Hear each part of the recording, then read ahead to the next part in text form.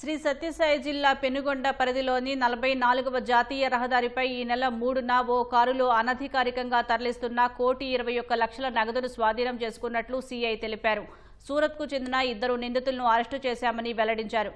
జాతీయ రహదారిపై వాహనంలో గుర్తు తెలియని వ్యక్తులు కిడ్నాప్ చేశారంటూ కియా ఇండస్ట్రియల్ ఏరియా పోలీస్ స్టేషన్లో గోరంట్ల ఇన్స్పెక్టర్ శేఖర్ ఫిర్యాదుతో కేసు నమోదు చేశారు. అదే సమయంలో మరో వాహనంలో పెనుకొండ శివారులో అనధికారికంగా తరలిస్తున్న నగదు పట్టుబడింది. 2 కార్లు సీజ్ చేసి పోలీసులు కేసు దర్యాప్తు చేస్తున్నారు.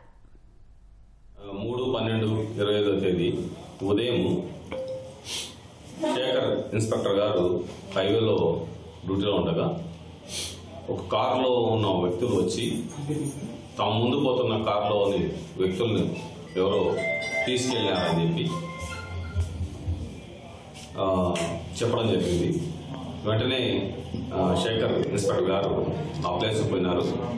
ఆ ప్లేస్కి పోయిన తర్వాత అక్కడ ఎవరు కనిపించలేదు, ప్లస్ కారు కూడా కనిపించలేదు.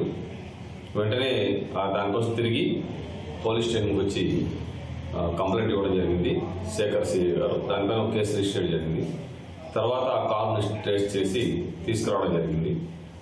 ఆ కారులోని వ్యక్తులు కూడా రావడం జరిగింది, 2.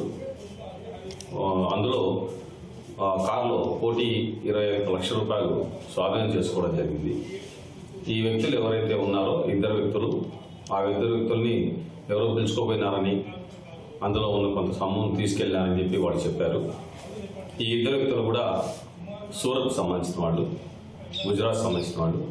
సో కాబట్టి ఈ కేసు నమోదు చేసుకొని ఆ ప్రాపర్టీని ఏదైతే డబ్బు ఏదైతే 1,20,00,000 ఉందో ఆ డబ్బుని మనం కోర్టుకు అప్పగించడం జరిగింది.